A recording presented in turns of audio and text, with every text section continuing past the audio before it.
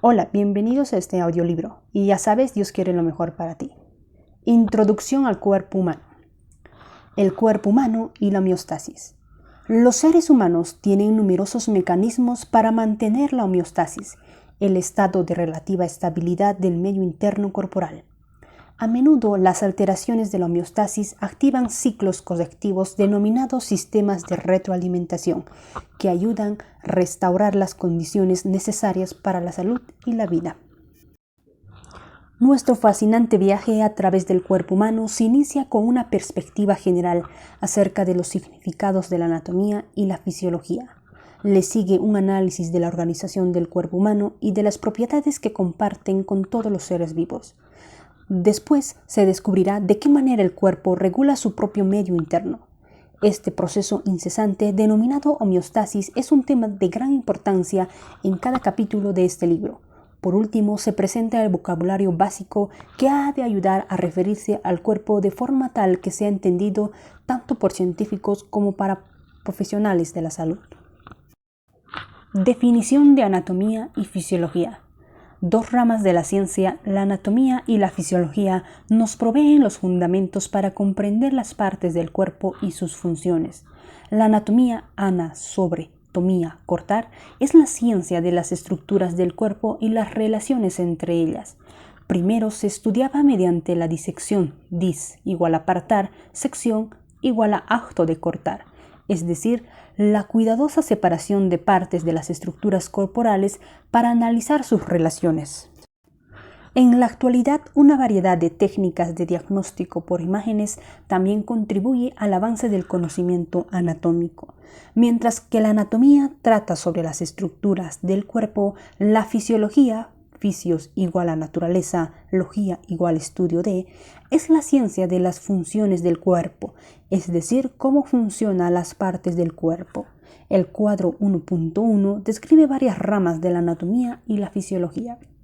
En virtud de que la estructura y la función están estrechamente relacionada, se puede aprender sobre el cuerpo humano estudiando su anatomía y su fisiología en forma conjunta. La estructura es una parte del cuerpo que suele reflejar sus funciones. Por ejemplo, los huesos del cráneo están unidos estrechamente para formar una caja rígida que protege al encéfalo. Los huesos de los dedos están unidos de forma más laxa a fin de permitir una variedad de movimientos. Las paredes de los sacos aéreos de los pulmones son muy delgadas, por lo cual posibilitan el rápido pasaje del oxígeno inhalado a la sangre. Cuadro 1.1. Ramas seleccionadas de anatomía y fisiología. Ramas de anatomía. Embriología. Estudio del embrión. Estudio de primeras 8 semanas del desarrollo del huevo humano. Biología del desarrollo. Estudio del desarrollo completo de un individuo desde la fertilización hasta la muerte. Biología celular. Estudio de la estructura y las funciones de las células. Histología.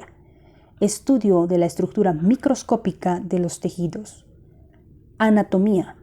Estudio de la estructura que puede ser examinada sin microscopio.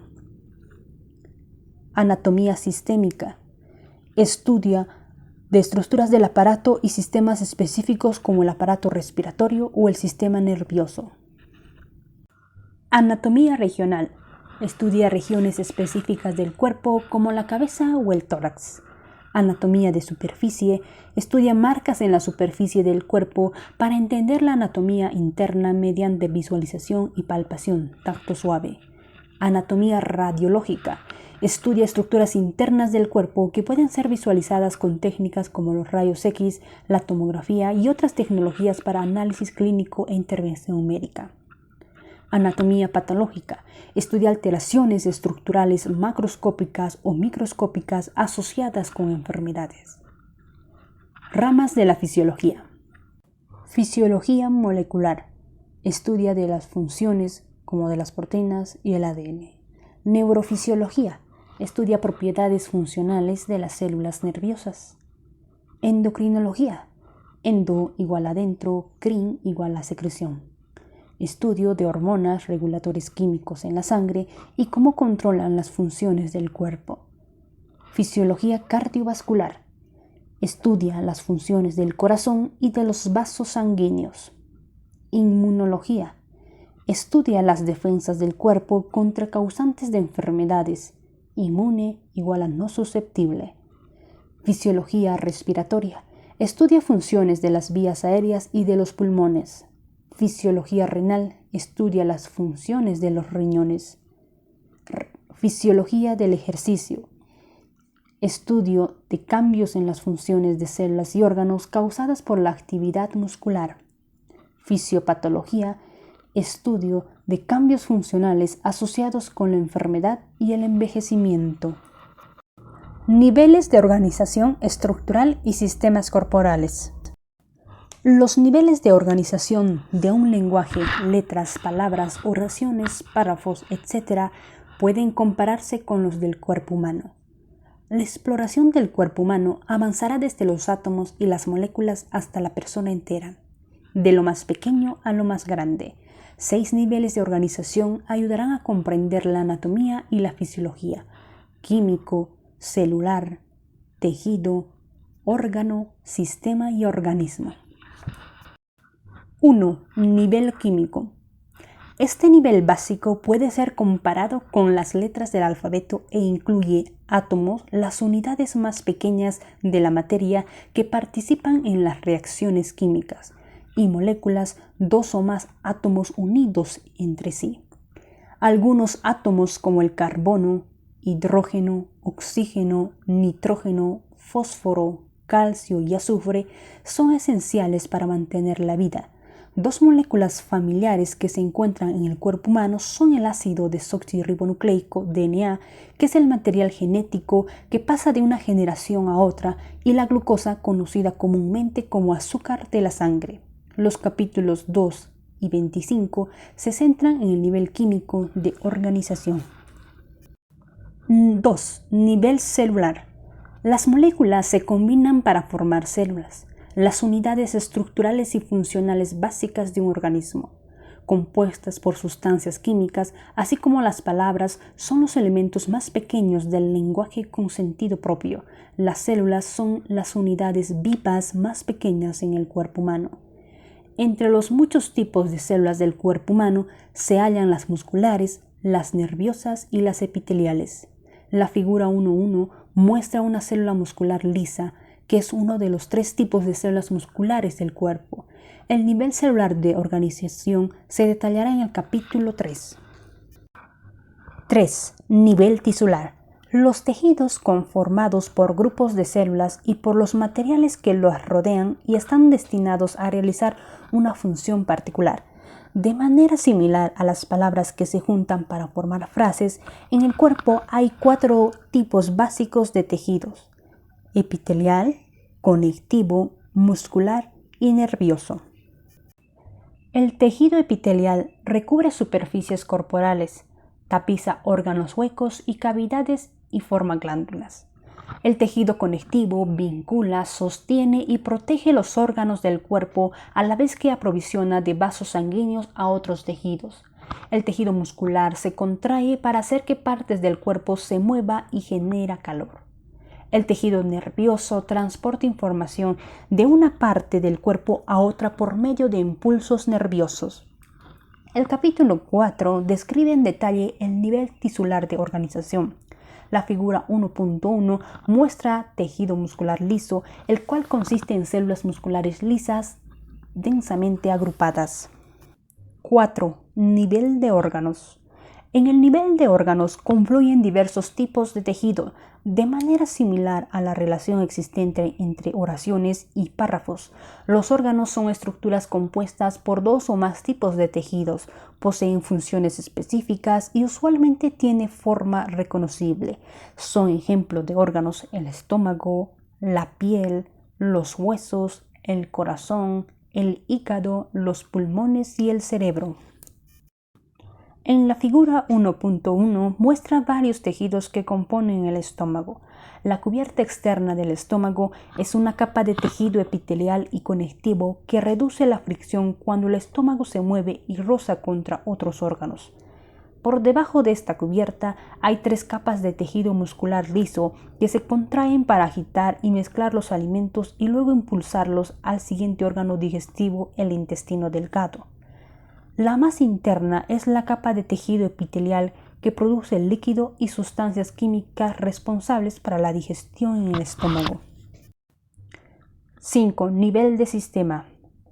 Un sistema o un capítulo en nuestra analogía con el lenguaje consiste en órganos relacionados, párrafos, con una función común. Un ejemplo de nivel de aparato es el aparato digestivo que degrada y absorbe alimentos. Sus órganos incluyen la boca, las glándulas salivales, la faringe, el esófago, el estómago, el intestino delgado, el intestino grueso, el hígado, la vesícula biliar y el páncreas. A veces un órgano es parte de más de un sistema o aparato. Por ejemplo, el páncreas es parte del aparato digestivo y del sistema endocrino productor de hormonas. 6. Nivel de organismo. Un organismo, todo individuo vivo, puede ser comparado con un libro de nuestra analogía. Todas las partes del cuerpo humano, funcionando en conjunto, constituyen el organismo total. En capítulos siguientes se estudiará la anatomía y fisiología de los sistemas y aparatos del cuerpo. El cuadro 1.2 describe los componentes y presenta las funciones de estos sistemas y aparatos. Será posible descubrir que todos ellos influyen mutuamente. El estudio de cada uno de los sistemas y aparatos en mayor detalle permitirá descubrir cómo trabajan juntos para mantener la salud, proteger contra enfermedades y permitir la reproducción de la especie humana.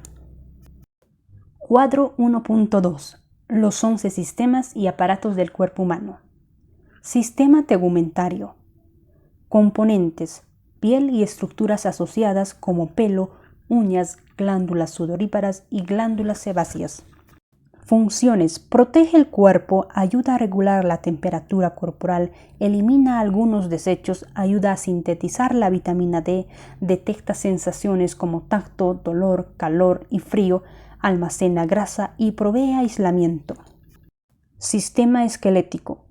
Componentes: hueso y articulaciones del cuerpo y sus cartílagos asociados. Funciones: sostiene y protege el cuerpo, provee superficie para la inserción de los músculos, coopera en los movimientos del cuerpo, alberga células que producen células de la sangre, almacena minerales y lípidos, grasas. Sistema muscular. Componentes: específicamente tejido muscular esquelético. El músculo se inserta usualmente en huesos, otros tipos de tejido muscular, liso y cardíaco. Funciones: participa en los movimientos del cuerpo como caminar, mantiene la postura, produce calor.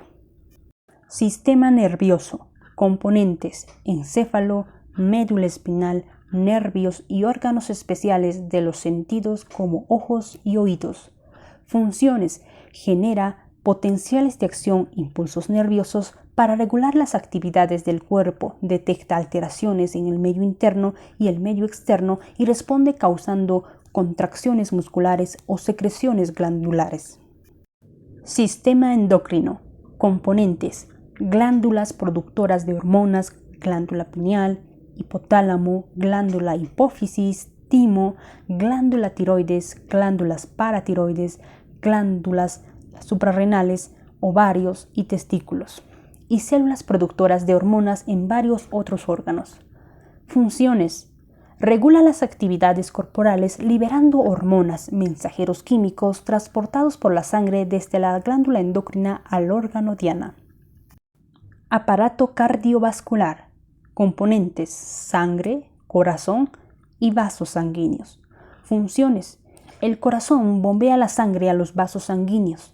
La sangre transporta oxígeno y nutrientes para las células y dióxido de carbono y otros desechos desde las células y ayuda a regular el equilibrio ácido-base, la temperatura y el contenido de agua de los líquidos corporales.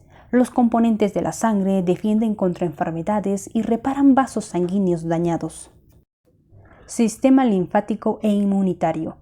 Componentes: linfa y vasos linfáticos, vaso, timo, ganglios linfáticos y amígdalas. Células que transportan respuestas inmunes, linfocitos B, linfocitos T y otras. Funciones: regresa a la sangre proteínas y líquido, transporta lípidos desde el tubo digestivo a la sangre, contiene sitios para la maduración y proliferación de los linfocitos B y T que protege contra los microbios causantes de enfermedad. Aparato respiratorio. Componentes, pulmones y vías conductoras del aire a los pulmones y desde esos órganos como la faringe y garganta, la laringe, la tráquea y los bronquios. Funciones. Transfiere oxígeno del aire inhalado a la sangre y dióxido de carbono de la sangre al aire que se exhala. Ayuda a regular el equilibrio ácido-base de los líquidos corporales. El aire que fluye desde los pulmones a través de las cuerdas vocales produce sonidos. Aparato digestivo. Componentes. Órganos del tubo digestivo, un largo tubo que incluye boca, faringe, esófago, estómago, intestino delgado, intestino grueso y ano. También lo integran órganos accesorios que cooperan en los procesos digestivos como glándulas salivales, hígado, vesícula biliar y páncreas. Funciones. Produce la degradación física y química de los alimentos, absorbe los nutrientes, elimina los desechos sólidos. Aparato urinario. Componentes: riñones, uréteres, vejiga y uretra. Funciones: produce, almacena y elimina orina. Elimina desechos y regula el volumen y la composición química de la sangre. Ayuda a mantener el equilibrio ácido-base de los líquidos corporales. Mantiene el equilibrio mineral del cuerpo. Ayuda a regular la producción de glóbulos rojos eritrocitos de la sangre. Aparatos reproductores. Componentes: gónadas, testículos en los varones y ovarios en las mujeres. Y órganos asociados: oviductos o trompas uterinas, útero, vagina y glándulas mamarias en las mujeres, y epidídimo, conducto deferente, vesículas seminales, próstata y pene en los varones. Funciones: las gónadas producen gametos, espermatozoides u ovocitos que se unen para formar un nuevo organismo. Las gónadas también sintetizan hormonas que regulan la reproducción y otros procesos corporales. Los órganos asociados transportan y almacenan gametos. La glándula mamaria produce leche. Correlación clínica. Técnicas de diagnóstico no invasivas. Los profesionales de salud y los estudiantes de anatomía y fisiología usan comúnmente varias técnicas de diagnóstico para evaluar determinados aspectos estructurales y funcionales del cuerpo. Una técnica de diagnóstico no invasiva es aquella que no involucra la inserción de un instrumento ni un dispositivo a través de la piel o de un orificio corporal. Durante la inspección, el examinador observa cualquier cambio del cuerpo que se aleje de lo normal. Por ejemplo, un médico puede examinar la cavidad bucal para buscar evidencias de enfermedad. Después de la inspección, se puede usar una o más técnicas adicionales. En la palpación, palpar igual a tocar con suavidad, el examinador toca la superficie del cuerpo con las manos. Por ejemplo, se palpa el abdomen para detectar si hay órganos internos aumentados de tamaño, dolorosos a la presencia de masas anormales. En la auscultación, auscultar igual a escuchar, el examinador escucha los sonidos corporales para evaluar el funcionamiento de determinados órganos, a menudo usando un estetoscopio para amplificar los sonidos. Por ejemplo, la auscultación de los pulmones durante la respiración para detectar la presencia de estertores crepitantes asociados con la acumulación anormal de líquido. En la percusión, percutir, golpear a través de el examinador golpea con suavidad la superficie corporal con la punta de los dedos y escucha el sonido resultante. Las cavidades huecas o espacios producen un sonido diferente a lo de los órganos sólidos. Por ejemplo, la percusión puede revelar la presencia anormal de líquido en los pulmones o de aire en los intestinos. También puede proporcionar información acerca del tamaño, la consistencia y la posición de las estructuras subyacentes. El conocimiento anatómico es importante para la aplicación eficaz de la mayoría de estas técnicas diagnósticas. Características del organismo humano vivo. Procesos vitales básicos. Existen ciertos procesos que sirven para diferenciar los organismos o seres vivos. de los objetos inanimados. A continuación se mencionan los 6 procesos vitales más importantes del cuerpo humano. 1. Metabolismo. Es la suma de los procesos químicos que ocurren en el cuerpo. Una fase del metabolismo es el catabolismo, de catabol, descenso, ismo, estado, la degradación de sustancias químicas complejas en componentes más simples. La otra fase del metabolismo es el anabolismo, de anabol igual a ascenso, la construcción de sustancias químicas complejas a partir de componentes más pequeños y simples. Por ejemplo, los procesos digestivos catabolizan, degradan las proteínas de los alimentos a aminoácidos. Después, estos aminoácidos se utilizan para anabolizar, construir nuevas proteínas que formarán estructuras corporales como por ejemplo músculos y huesos. 2. Capacidad de respuesta. Es la capacidad del cuerpo para detectar cambios y responder a ellos. Por ejemplo, un aumento de la temperatura corporal durante la fiebre representa un cambio en el medio interno dentro del cuerpo, y girar la cabeza ante el sonido de la frenada de un automóvil es la respuesta a un cambio en el medio externo, fuera del cuerpo, para preparar al cuerpo para una amenaza potencial. Las distintas células del cuerpo responden de manera característica a los cambios ambientales. Las células nerviosas responden generando señales eléctricas conocidas como impulsos nerviosos, potenciales de acción. Las células musculares responden contrayéndose, lo cual genera fuerza para mover partes del cuerpo. 3. Movimiento. Incluye los desplazamientos de todo el cuerpo, de órganos individuales, de células aisladas y hasta de pequeñas estructuras dentro de las células subcelulares. Por ejemplo, la acción coordinada de los músculos de la pierna permiten desplazar el cuerpo de un lugar a otro al caminar o correr. Cuando se ingiere una comida que contiene grasas, la vesícula se contrae y libera bilis al tubo digestivo para ayudar a digerirlas. Cuando un tejido corporal se daña o se infecta, ciertos glóbulos blancos pasan de la sangre al tejido lesionado para ayudar a limpiar y reparar el área. Dentro de la célula, diversas partes como las vesículas secretoras se desplazan de una posición a otra para cumplir sus funciones. 4. Crecimiento. Es el aumento del tamaño corporal como resultado del incremento de tamaño de las células existentes, la cantidad de células o ambos. Además, un tejido a veces aumenta de tamaño porque también lo hace la cantidad de material entre las células. Por ejemplo, en un hueso en crecimiento, los depósitos minerales se acumulan entre las células del hueso, lo cual ocasiona que éste crezca en diámetro y longitud. 5. Diferenciación. Es la transformación de una célula no especializada en especializada. Esas células precursoras que pueden dividirse y dar origen a otras que se diferencian se denominan células madre. Como se verá más adelante en este texto, cada tipo celular tiene una estructura o una función especializada que difiere de la de su célula precursora, su ancestro. Por ejemplo, los eritrocitos y varios tipos de leucocitos surgen de las mismas células precursoras no especializadas en la médula ósea. También, a través de la diferenciación, un solo ovocito humano fertilizado óvulo se convierte en un embrión y luego un feto, un bebé, un niño y finalmente en un adulto. 6. Reproducción. Se refiere a 1. La formación de nuevas células para el crecimiento y la reparación o reemplazo de los tejidos, o bien 2. A la formación de un nuevo individuo. La creación de nuevas células ocurre por medio de la división celular. La producción de un nuevo individuo es producto de la fertilización de un ovocito por un espermatozoide para formar un cigoto, tras lo cual ocurre repetidas divisiones celulares y la diferenciación de estas células. Cuando alguno de los procesos deja de ocurrir correctamente, el resultado es la muerte de células y tejidos, que puede llevar a la muerte del organismo.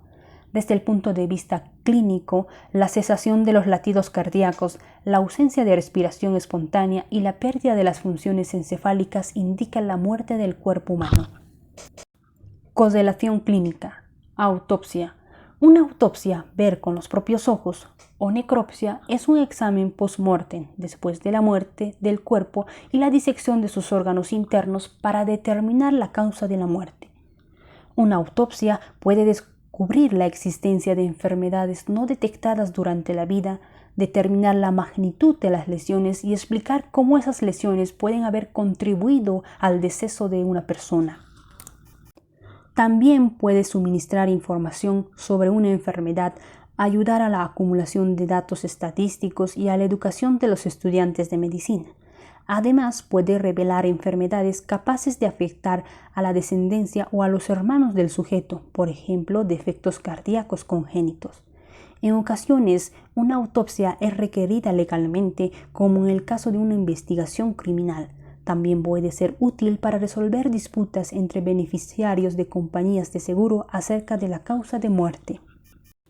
Homeostasis. La homeostasis de homeo igual y éstasis de tensión es el mantenimiento de condiciones relativamente estables en el medio interno del organismo gracias a la incesante interacción de los múltiples sistemas de regulación corporal. La homeostasis es dinámica. En respuesta a situaciones cambiantes, los parámetros corporales pueden modificarse dentro de estrechos márgenes compatibles con la vida. Por ejemplo, los valores normales de glucosa en sangre, la glucemia, oscilan entre 10 y 110 miligramos de glucosa por cada 100.000 milímetros de sangre.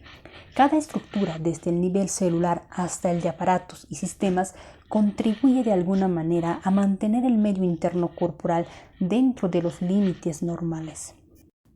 Homeostasis de los líquidos corporales.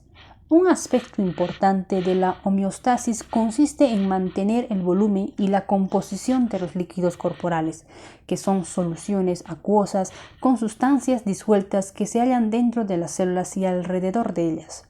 El líquido dentro de las células se denomina líquido intracelular, intro igual adentro, y se abrevia como LIC, LIC. El situado fuera de las células es el líquido extracelular, extra igual afuera, y se abrevia como LS, LEC. El líquido extracelular que llena los pequeños espacios entre las células de los tejidos se denomina líquido intersticial, inter igual a entre. A medida que se avance en la lectura, se observará que el líquido extracelular difiere según su ubicación en el cuerpo. El líquido extracelular situado dentro de los vasos sanguíneos recibe el nombre de plasma, mientras que el que está dentro de los vasos linfáticos se denomina linfa. El líquido que rodea el encéfalo y la médula espinal se conoce como líquido cefalorraquídeo. El de las articulaciones es el líquido sinovial y el líquido extracelular de los ojos se conoce como humor acuoso y cuerpo vítreo. El correcto funcionamiento de las células del cuerpo depende de la regulación precisa de la composición del líquido que las rodea. Como el líquido extracelular circunda a las células, sirve como medio interno. Por el contrario, el medio externo del cuerpo es el espacio que rodea al cuerpo en su totalidad. En la figura 1.2 se muestra una vista simplificada de los sistemas y aparatos del cuerpo que permiten el intercambio de sustancias entre el medio externo, el medio interno y las células del cuerpo para el mantenimiento de la homeostasis. Nótese que el sistema tegumentario recubre la superficie corporal externa. Aunque este sistema no cumple un papel importante en el intercambio de materiales, protege el medio interno contra elementos lesivos del medio externo. Desde el medio externo, el oxígeno entra en la sangre a través del aparato respiratorio y los nutrientes entran en el plasma a través del aparato digestivo. Después de ingresar en el plasma, estas sustancias son transportadas por todo el cuerpo por medio del aparato cardiovascular. Por último, el oxígeno y los nutrientes dejan el plasma y entran en el líquido intersticial tras atravesar las paredes de los capilares, que son los vasos sanguíneos más pequeños del cuerpo. Los capilares se especializan en la transferencia de material entre el plasma y el líquido intersticial. Desde el líquido intersticial, el oxígeno y los nutrientes son incorporados por las células y metabolizados para generar energía. Durante este proceso, las células producen desechos que ingresan en el líquido intersticial y después atraviesan la pared de los capilares para llegar luego al plasma. El aparato cardiovascular transporta estos desechos a los órganos apropiados para que sean eliminados del cuerpo y enviados al medio externo. El producto de desecho, el dióxido de carbono, es retirado del cuerpo por el aparato respiratorio. Los compuestos nitrogenados como la urea y el amoníaco son eliminados del cuerpo por el aparato urinario. Control de la homeostasis. En el cuerpo humano, la homeostasis es perturbada continuamente. Algunas alteraciones provienen del medio externo en forma de agresiones físicas como el calor intenso de un verano caliente o la falta de oxígeno suficientes en quienes corren 2 kilómetros. Otros trastornos se originan en el medio interno, como el nivel de glucosa en sangre que desciende mucho si se salta el desayuno. Los desequilibrios de la homeostasis también pueden ocurrir a causa de estrés psicológico en el ámbito social, como por ejemplo las demandas laborales y escolares. En la mayoría de los casos, la alteración de la homeostasis es leve y temporaria y las respuestas de las células corporales restauran rápidamente el equilibrio en el medio interno. Sin embargo, en algunas circunstancias, el desequilibrio en la homeostasis puede ser intenso y prolongado, como en casos de envenenamiento, sobreexposición a temperaturas extremas, infección grave o cirugía mayor. Por fortuna, el cuerpo tiene muchos sistemas reguladores que usualmente restauran el equilibrio del medio interno. Las medidas correctoras más frecuentes son suministradas por el sistema nervioso y el sistema endocrino, que pueden trabajar en conjunto o en forma independiente. El sistema nervioso regula la homeostasis enviando señales eléctricas conocidas como impulsos nerviosos o potenciales de acción a órganos que pueden contrarrestar la alteración del estado de equilibrio. El sistema endocrino incluye muchas glándulas que secretan y envían a la sangre moléculas mensajeras denominadas hormonas. Típicamente, los impulsos nerviosos producen cambios rápidos, mientras que las hormonas por lo general son de acción más lenta. No obstante, ambas formas de regulación operan por un mismo fin, en forma habitual mediante sistemas de retroalimentación negativa. Sistemas de retroalimentación. El cuerpo puede regular su medio interno por medio de diversos sistemas de retroalimentación. Un sistema o circuito de retroalimentación es un ciclo de acontecimientos en el cual el estado de una determinada condición es monitorizado, evaluado, modificado, vuelto a monitorizar, reexaminado y así sucesivamente. Cada variable monitorizada, como la temperatura corporal, la tensión arterial o el nivel de glucemia, recibe el nombre de condición controlada, variable controlada. Se denomina estímulo a toda alteración que modifica una condición controlada. Un sistema de retroalimentación incluye 3 componentes básicos: un receptor, un centro de control y un efector. 1. Un receptor es una estructura corporal que detecta cambios en una condición controlada y envía información a un centro de control. Esta trayectoria se denomina vía aferente, af igual a hacia, ferente igual transportada, pues la información fluye hacia el centro de control. Habitualmente la aferencia ocurre en forma de impulsos nerviosos o señales químicas. Por ejemplo, ciertas terminaciones nerviosas situadas en la piel perciben la temperatura y puede detectar cambios como una brusca caída de esta. 2. Un centro de control en el cuerpo, como por ejemplo el encéfalo, que establece el estrecho rango de valores o puntos de ajuste dentro del cual debe mantenerse una condición controlada. Evalúa la aferencia que recibe de los receptores y genera señales eferentes cuando son necesarias. La eferencia del centro de control en general consiste en impulsos nerviosos, hormonas u otras señales químicas. Su trayectoria se denomina vía eferente, F igual lejos de, ya que la información se aleja del centro de control. En el ejemplo mencionado de la temperatura de la piel, el encéfalo actúa como centro de control, recibe impulsos de los receptores de la piel y genera impulsos nerviosos como señal eferente. 3. Un efector. Es una estructura corporal que recibe señales del centro de control y produce una respuesta o efecto que modifica la condición controlada. Casi todos los órganos y tejidos del cuerpo pueden comportarse como efectores. Cuando la temperatura corporal cae bruscamente, el encéfalo centro de control emite impulsos nerviosos eferentes a los músculos esqueléticos efectores. El resultado de esto son temblores que generan calor y elevan la temperatura corporal. Un grupo de receptores y efectores en comunicación con su centro de control conforma un sistema de retroalimentación que pueden regular una condición controlada en el medio interno corporal. En un sistema de retroalimentación, la respuesta retroalimenta información para modificar de alguna manera la condición controlada, ya sea anulando la retroalimentación negativa o intensificando la retroalimentación positiva.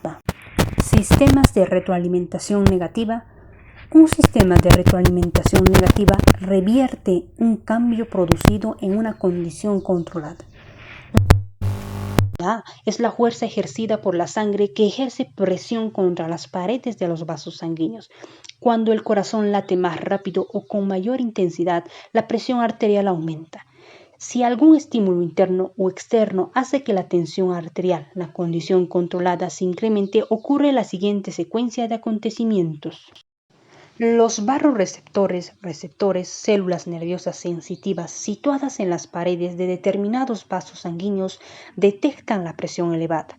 Los barroreceptores envían impulsos nerviosos aferentes al encéfalo centro de control, que interpreta los impulsos y responde enviando impulsos nerviosos eferentes al corazón y los vasos sanguíneos, los efectores.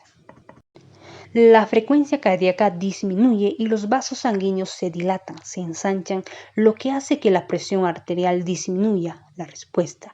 Esta secuencia de acontecimientos normaliza con rapidez la condición controlada, la presión arterial, y restaura la homeostasis.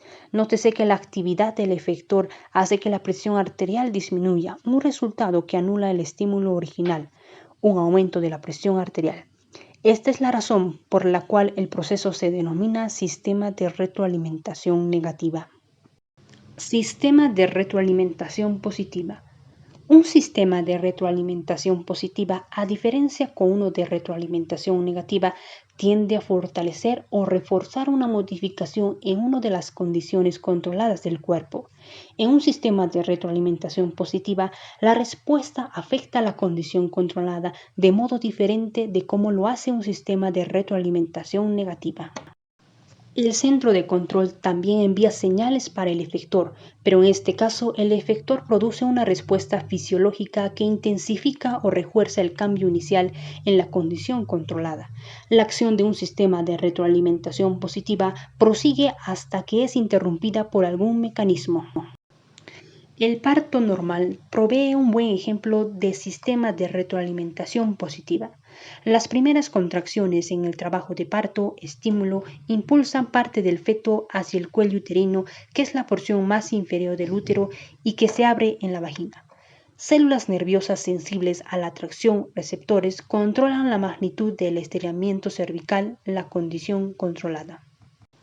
A medida que el estiramiento aumenta, se envían más impulsos nerviosos aferentes al encéfalo, órgano de control, que a su vez hace que la glándula hipófisis libere la hormona oxitocina eferente a la sangre.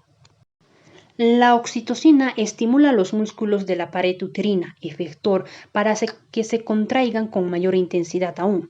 Las contracciones impulsan al feto más hacia abajo en el útero y así dilata más el cuello uterino.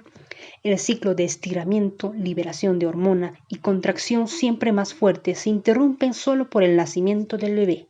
Después de que esto ocurre, cesa el estiramiento del cuello uterino y ya no se libera más oxitocina. Otro ejemplo de retroalimentación positiva es el que ocurre en el cuerpo cuando se pierde una gran cantidad de sangre. En condiciones normales, el corazón bombea hacia las células del cuerpo sangre con presión suficiente para suministrarles oxígeno y nutrientes a fin de mantener la homeostasis.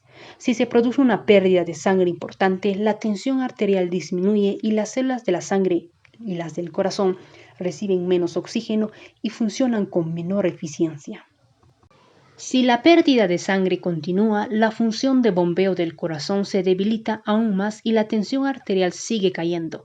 Este es un ejemplo de retroalimentación positiva que tiene graves consecuencias y puede llevar a la muerte en ausencia de intervención médica.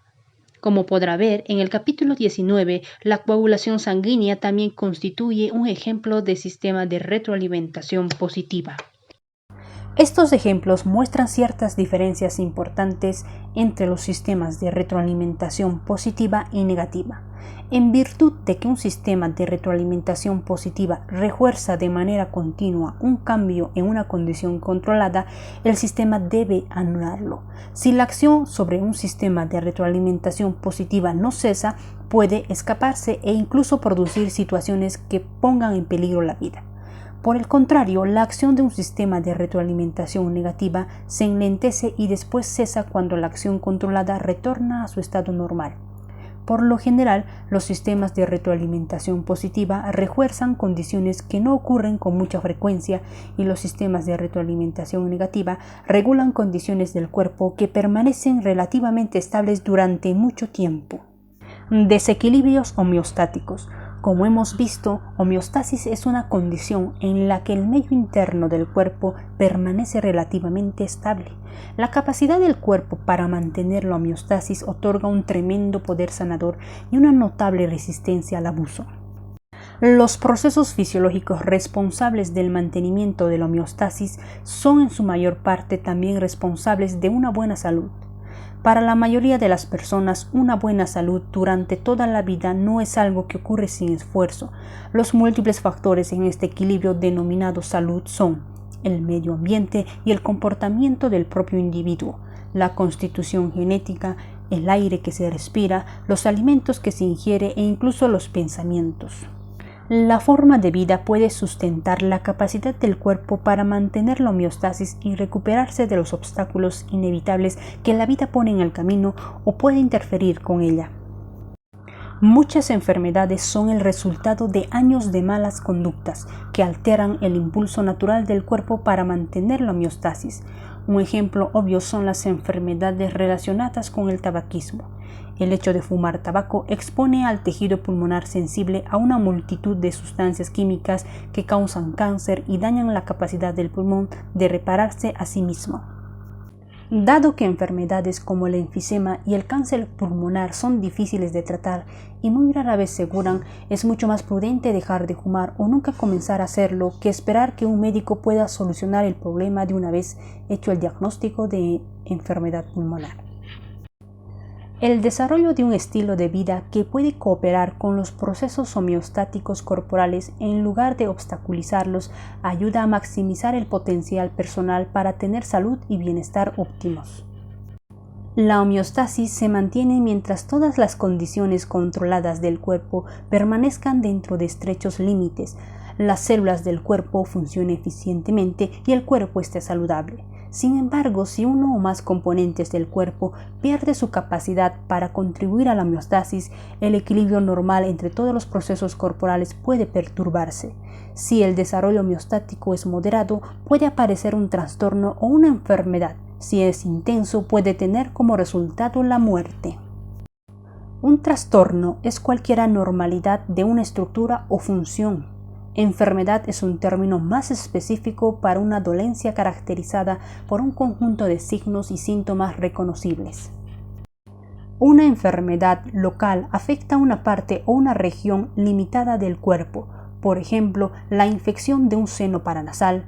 Una enfermedad sistémica afecta todo el cuerpo o varias partes de este, por ejemplo, gripe.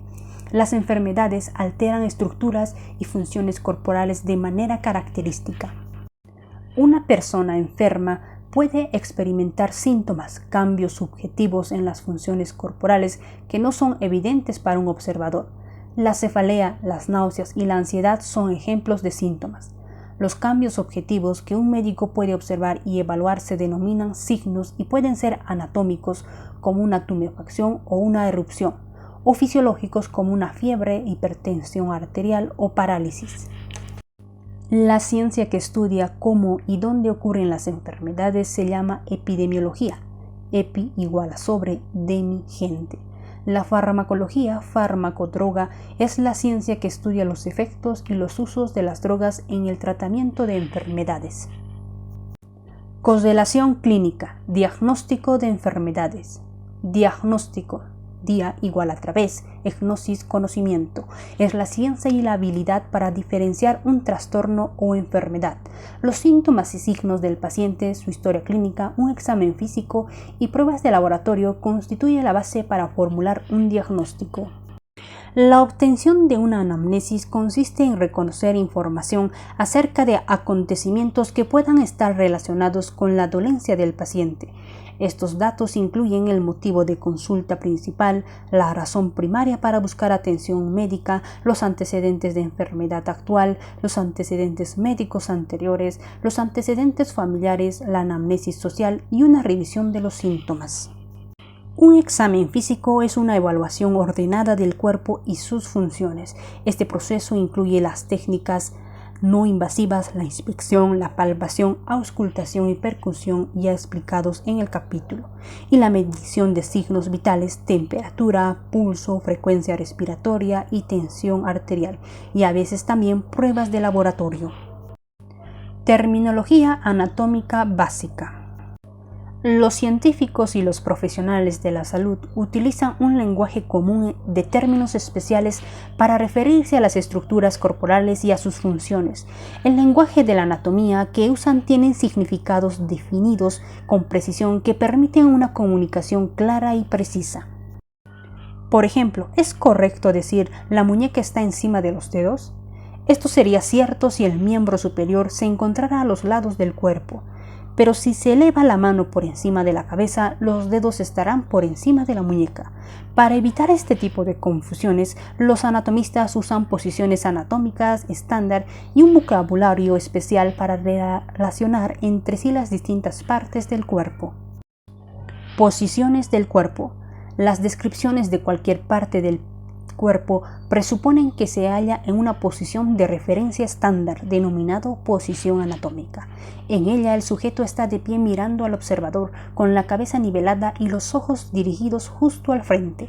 Los miembros inferiores se hallan paralelos, los pies apoyados planos sobre el piso y dirigidos al frente, y los miembros superiores a los lados con las palmas vueltas hacia adelante. Dos son los términos que describen un cuerpo recostado. Si se encuentra con la cara hacia abajo, está en decúbito prono, mientras que si se encuentra con la cara hacia arriba, se halla en decúbito supino. Nombres de las regiones. El cuerpo humano se divide en varias regiones principales que pueden ser identificadas desde el exterior. Estas son cabeza, cuello, tronco, miembros superiores y miembros inferiores. La cabeza consiste en el cráneo y la cara. El cráneo envuelve y protege al encéfalo. La cara, la porción anterior de la cabeza, que incluye a los ojos, la nariz, la boca, la frente, la mejilla y el mentón. El cuello sostiene la cabeza y la une al tronco. El tronco consiste en el tórax, el abdomen y la pelvis. Cada miembro superior está unido al tronco y consta del hombro, la axila, el brazo, la porción del miembro que se extiende entre el hombro y el codo, el antebrazo, porción del miembro que se extiende entre el codo y la muñeca.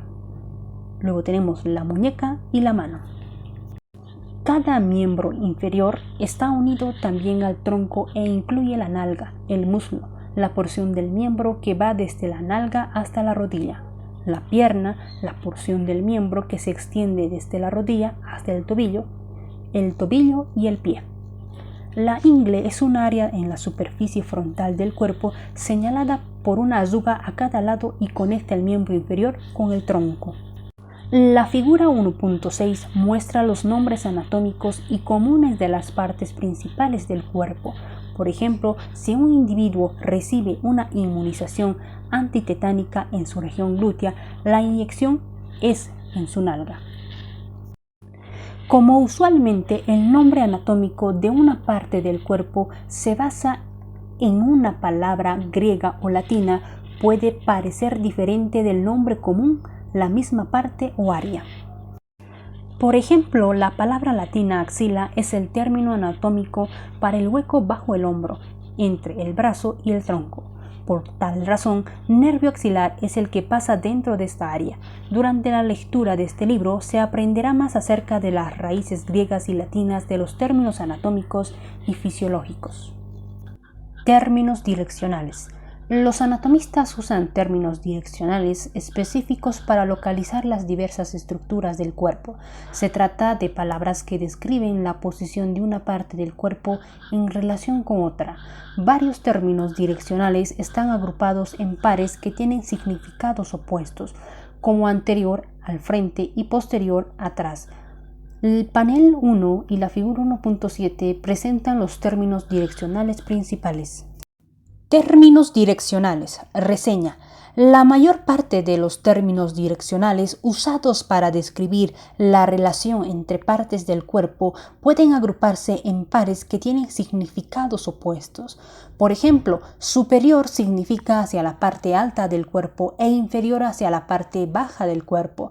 Es importante comprender que los términos direccionales tienen significado solo cuando se emplean para describir la posición de una estructura con respecto a otra. Por ejemplo, la rodilla es superior al tobillo, aunque ambos se ubican en la mitad inferior del cuerpo. Al leer los ejemplos, obsérvese en la figura 1.7 para ver la ubicación de cada estructura. Términos direccionales. Superior, cefálico, craneal. Definición. En dirección a la cabeza o a la parte superior del cuerpo.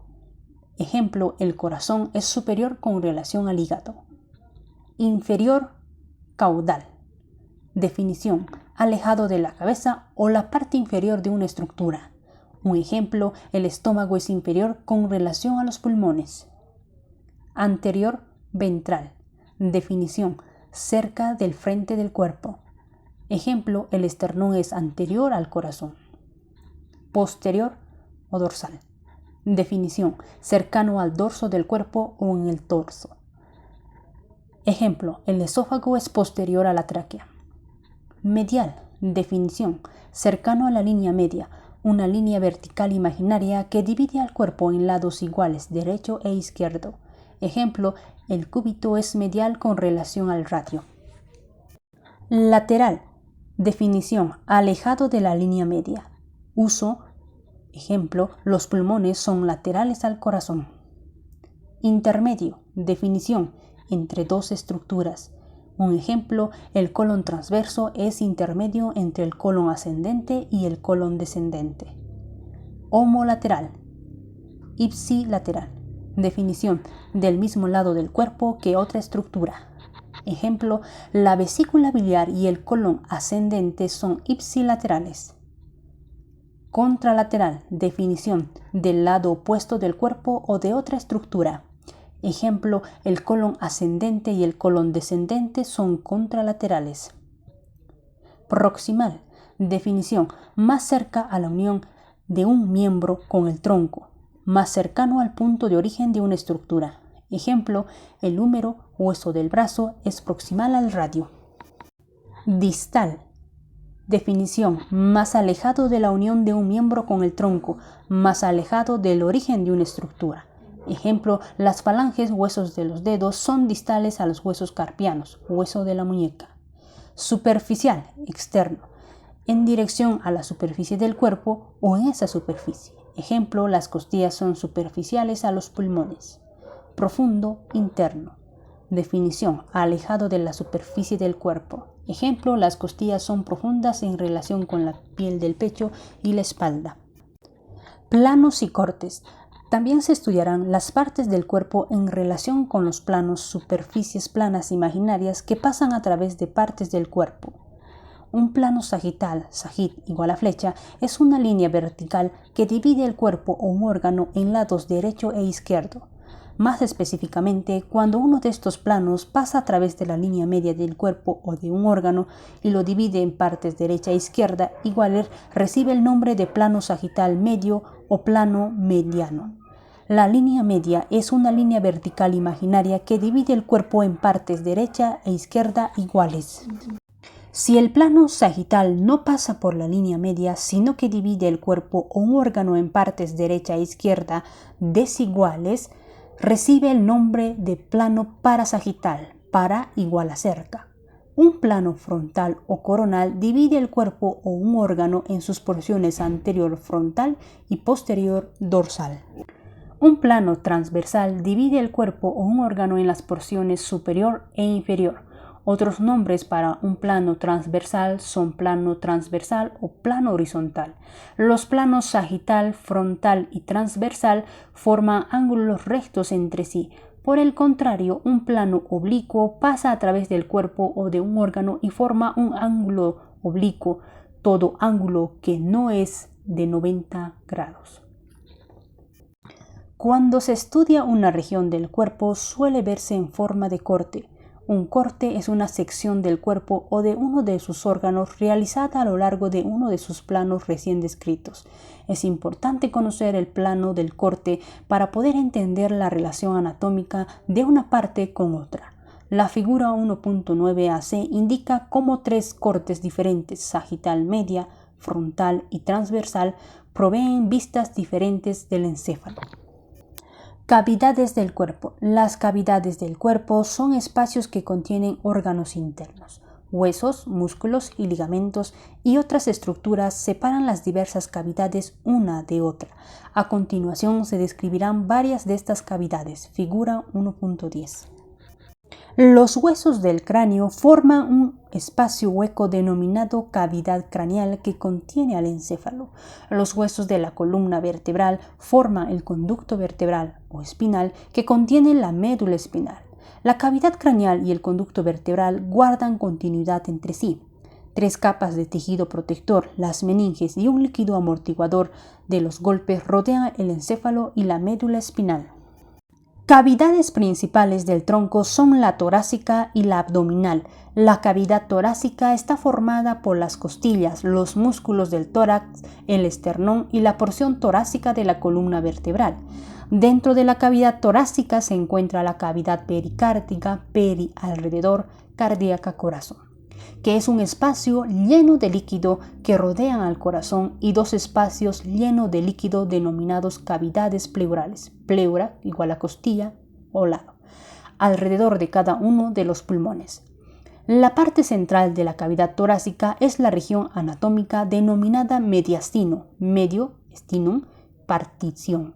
Se encuentra entre los pulmones y se extiende desde el esternón hasta la columna vertebral y desde la primera costilla hasta el diafragma. El mediastino contiene todos los órganos torácicos, excepto los pulmones. Entre las estructuras situadas dentro del mediastino se pueden mencionar el corazón, el esófago, la tráquea, el timo y varios grandes vasos sanguíneos que entran en el corazón y salen de él. El diafragma, igual a partición o pared, es un músculo en forma de cúpula que separa la cavidad torácica de la abdominopélvica.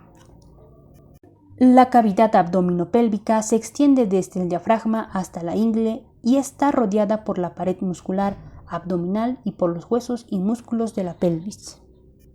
Como su nombre lo indica, la cavidad abdominopélvica está dividida en dos porciones, aunque ninguna pared las separa. La porción superior, cavidad abdominal, contiene el estómago, el vaso, el hígado, la vesícula biliar, el intestino delgado y la mayor parte del intestino grueso. La porción inferior, cavidad pélvica, contiene la vejiga, porciones del intestino grueso y órganos internos del aparato reproductor. Los órganos situados dentro de las cavidad torácica y abdominopélvica se denominan vísceras. Membranas de las cavidades torácicas y abdominal. Una membrana es un tejido delgado, plegable, que cubre, reviste, divide o conecta estructuras. Un ejemplo lo constituye una membrana deslizable bilaminar asociada con superficies corporales que no se abren directamente al exterior, denominada membrana serosa. Esta recubre las vísceras de la cavidad torácica y la cavidad abdominal y asimismo las paredes internas del tórax y el abdomen. Las partes de una membrana serosa son 1. La capa parietal, un epitelio delgado que reviste las paredes de las cavidades, y 2. La capa visceral, un epitelio delgado que cubre las vísceras y se adhiere a ellas dentro de las cavidades. Entre las dos capas se encuentra un espacio potencial que contiene una pequeña cantidad de líquido lubricante el líquido seroso, el líquido posibilita que las vísceras se deslicen un poco durante sus movimientos, como los pulmones durante la inspiración y la expiración. La membrana serosa de las cavidades pleurales recibe el nombre de pleura. La pleura visceral se apoya en la superficie de los pulmones y la pleura parietal reviste la pared torácica y la cara superior del diafragma. Entre ellas se encuentra la cavidad pleural, que contiene una pequeña cantidad de líquido seroso lubricante. La membrana serosa de la cavidad pericárdica es el pericardio. El pericardio visceral recubre la superficie del corazón y el pericardio parietal la pared torácica. Entre ambos está la cavidad pericárdica, que contiene una pequeña cantidad de líquido seroso lubricante. El peritoneo es la membrana serosa de la cavidad abdominal. El peritoneo visceral recubre las vísceras abdominales y el peritoneo parietal la pared abdominal y la superficie inferior del diafragma. Entre estas hojas se llama la cavidad peritoneal, que contiene una pequeña cantidad de líquido seroso lubricante. La mayor parte de los órganos abdominales está revestido por peritoneo. Sin embargo, en algunos órganos esto no ocurre y en cambio se encuentra detrás del peritoneo. Estos órganos se denominan retroperitoneales, retro igual detrás, como los riñones, las glándulas suprarrenales, el páncreas, el duodeno del intestino delgado, el colon ascendente y el colon descendente del intestino grueso y porciones de la aorta abdominal y de la vena cava inferior. Además de las cavidades mayores del cuerpo ya descritas, en próximos capítulos se describirá otras como la cavidad bucal, que contiene la lengua y los dientes, la cavidad nasal en la cara, las cavidades orbitarias, órbitas que contienen los ojos, las cavidades del oído medio, que contiene huesecillos, y las cavidades sinoviales, que se hallan en las articulaciones móviles y contiene el líquido sinovial. La figura 1.10 presenta un resumen de las principales cavidades del cuerpo y sus membranas. Regiones y cuadrantes abdominopélvicos. Para describir más fácilmente la ubicación de los numerosos órganos abdominales y pélvicos, los anatomistas y los clínicos utilizan dos métodos para dividir la cavidad abdominopélvica en áreas más pequeñas. En el primero de los métodos, dos líneas horizontales y dos líneas verticales alineadas como el juego del tate-ti dividen esta cavidad en 9 regiones abdominopélvicas. La línea abdominal superior, línea subcostal, sub igual debajo, costal igual a costilla, pasa a través del nivel más bajo de los cartílagos de la 10ª costilla. La línea horizontal inferior, línea transtubercular, pasa a través de los bordes superiores de las crestas ilíacas derecha e izquierda. Dos líneas verticales, las líneas medioclaviculares izquierda y derecha, están trazadas a través de los puntos medio de la clavícula y pasan inmediatamente mediales de los pezones. Las 4 líneas dividen la cavidad abdominopélvica en una parte central grande y dos partes más pequeñas, la derecha y la izquierda. Los nombres de las 9 regiones abdominopélvicas son hipocondrio derecho, epigastrio, hipocondrio izquierdo, flanco derecho, umbilical, flanco izquierdo, fosa ilíaca derecha, hipogastrio, púbica y fosa ilíaca izquierda. El segundo método es más simple y divide la cavidad abdominopélvica en cuadrantes, cuartos, como ilustra la figura 1.13b. En este método pasa a través del ombligo una línea media sagital, la línea media, y una línea transversal, la línea transumbilical. Los nombres de los cuadrantes abdominopélvicos son cuadrante superior derecho, cuadrante superior izquierdo, cuadrante inferior derecho y cuadrante inferior izquierdo. La división en 9 partes es la más utilizada para los estudiantes de anatomía y los cuadrantes son más usados para los médicos para describir la localización de un dolor abdominopélvico, un tumor u otra anormalidad. Envejecimiento y homeostasis. Como se podrá ver más adelante, el envejecimiento es un proceso normal caracterizado por una declinación progresiva de la capacidad del cuerpo para restaurar la homeostasis. Este proceso produce cambios observables en la estructura y la función y acrecienta la vulnerabilidad al estrés y a las enfermedades. Las alteraciones asociadas con el envejecimiento son notorias en todos los sistemas corporales. Los ejemplos incluyen las arrugas en la piel, el pelo canoso, la pérdida de masa ósea, la disminución de la masa y las fuerzas musculares, la reducción de los reflejos y de la producción de ciertas hormonas, el aumento en la incidencia de enfermedades cardíacas, la susceptibilidad a las infecciones y el cáncer, la disminución de la capacidad pulmonar, el funcionamiento menos eficiente del aparato digestivo, la declinación de la función renal, la menopausia y el agrandamiento de la próstata. Estos y otros efectos del envejecimiento serán analizados en detalle en capítulos ulteriores. Imagenología médica. El término imagenología médica se refiere a las técnicas y procedimientos empleados para crear imágenes del cuerpo humano. Diversos tipos de imágenes médicas permiten la visualización de estructuras internas del cuerpo y son cada vez más útiles para ayudar el diagnóstico preciso de una amplia gama de trastornos anatómicos y fisiológicos. El abuelo de todas las tecnologías de imagenología médica es la radiografía convencional rayos X, en uso desde fines de la década de 1940. Las tecnologías más nuevas no solo contribuyen al diagnóstico de enfermedades, sino también a la mejor comprensión de nuestra anatomía y fisiología. El cuadro 1.3 describe algunas tecnologías de la imagenología médica usadas comúnmente. Otros métodos de diagnóstico por imágenes como el cateterismo cardíaco se analizarán en capítulos ulteriores. Procedimientos comunes de imagenología médica, cuadro 1.3. Radiografía. Procedimiento. Un haz de rayos X atraviesa el cuerpo y produce una imagen de estructuras internas en una película sensible a los rayos X. La imagen bidimensional resultante es una radiografía. Comentarios. Es relativamente económica, de obtención rápida y sencilla y usualmente suministra información suficiente para el diagnóstico. Los rayos X no atraviesan con facilidad estructuras, por eso los huesos aparecen blancos. Las estructuras huecas como los pulmones aparecen en negro. Las estructuras con densidad intermedia como la piel, la grasa y los músculos aparecerán en diversos grados de gris. En bajas dosis, la radiología es útil para examinar tejidos blandos como el de las mamas, mamografía, y para determinar la densidad ósea, densiometría ósea, abreviado como DEXA. Debe usarse una sustancia llamada medio de contraste para visualizar estructuras huecas o llenas de líquido. Aparecen blancas en las radiografías. Los rayos X determinan que las estructuras que contienen el medio de contraste se vean blancas. El medio puede introducirse a través de una inyección por vía oral o rectal, de acuerdo con la estructura que se desea observar.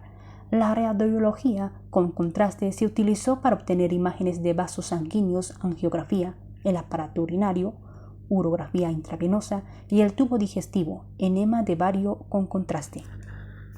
Resonancia magnética, RM. Procedimiento. El cuerpo es expuesto a un campo magnético de alta energía que hace que los protones, pequeñas partículas con carga positiva dentro de los átomos, como el de hidrógeno, ubicado en los líquidos y tejidos corporales, se ordenen en relación con el campo. Después, un pulso de ondas de radio lee estos patrones iónicos y se ensamblan en una imagen en color en un monitor de video. El resultado es un mapa bidimensional o tridimensional de la química celular. Comentarios. Es relativamente segura, pero no puede ser usada en pacientes con piezas metálicas en su cuerpo. Muestra detalles finos de tejidos blandos, pero no de hueso. Resulta de lo más útil para diferenciar entre tejidos normales y anormales.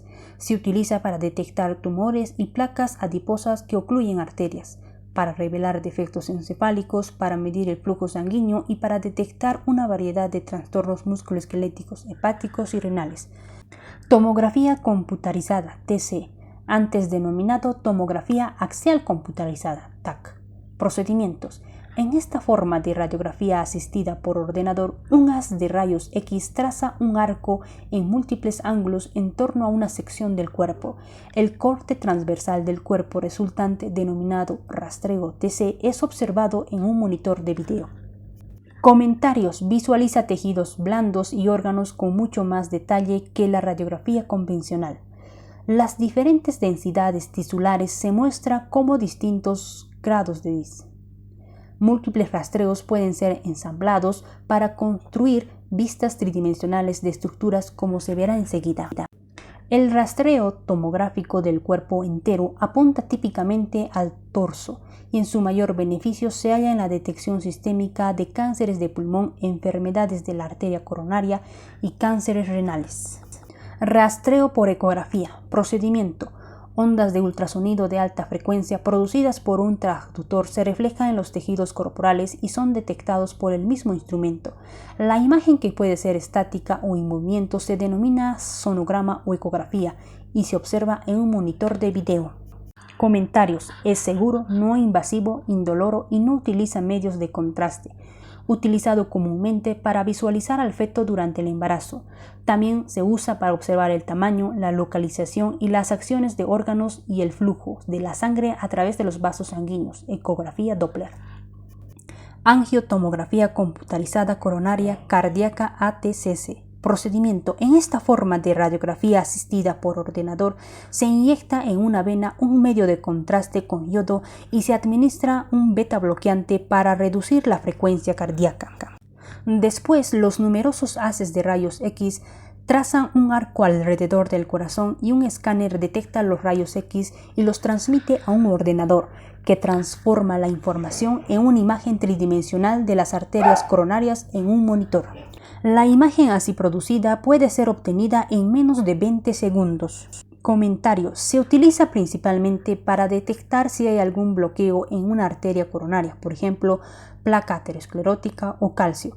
Este rastreo puede ser rotado, agrandado y movido en cualquier ángulo. El procedimiento puede tomar miles de imágenes del corazón en el tiempo que dura un latido cardíaco, de manera que ofrece una gran cantidad de detalles acerca de la estructura y el funcionamiento del corazón. Tomografía por emisión de positrones, PET. Procedimiento. Se inyecta en el cuerpo una sustancia que emite positrones, partículas con carga positiva, la que es captada por los tejidos. La colisión de los positrones contra los electrones cargados negativamente de los tejidos corporales produce rayos gamma, similar a los rayos X, que son detectados por cámaras gamma ubicados en torno del paciente. Un ordenador recibe señales desde las cámaras gamma y construye una imagen de rastreo PET, mostrada en color en un monitor de video. La tomografía por emisión de positrones muestra dónde es usada en el cuerpo la sustancia inyectada. En la imagen de tomografía por emisión de positrones ilustra aquí los colores azul y negro, indican actividad mínima, los colores rojo, naranja, amarillo y blanco indican áreas de actividad creciente. Comentarios. Es utilizada para estudiar la fisiología de estructuras corporales como el metabolismo en el cerebro o en el corazón. Endoscopía. Procedimiento. La endoscopía involucra el examen visual de órganos del interior del cuerpo usando un instrumento luminoso con lentes denominado endoscopía. La imagen es observada a través de un ocular en el endoscopio o proyectada en un monitor. Comentarios. Los ejemplos incluyen la colonoscopía para examinar el interior del intestino grueso, la laparoscopía para examinar los órganos de la cavidad abdominopélvica y la artroscopía para examinar el interior de una articulación, por lo general la de la rodilla. Gammagrafía con radionúclidos. Procedimiento. Un radionúclido, sustancia radioactiva, es introducido por vía intravenosa en el cuerpo y transportado por la sangre al tejido cuya imagen va a ser estudiada. Los rayos gamma emitidos por el radionúclido son detectados por una cámara gamma situada fuera del sujeto y los datos son enviados a un ordenador.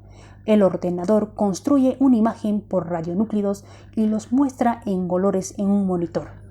Las áreas con color intenso indican una gran captación de radionúclido y representan una alta actividad tisular. Las áreas de color menos intenso captaron una menor cantidad de radionúclido y representan baja actividad tisular. El rastreo con tomografía computarizada por emisión de fotón único, SPECT, es un tipo especial de estudio con radionúclido que es particularmente útil para evaluar el encéfalo, el corazón, los pulmones y el hígado. Comentarios. Se usa para evaluar la actividad de un tejido, un órgano, como para buscar tumores malignos en tejidos corporales o cicatrices que podrían interferir con la actividad del músculo cardíaco.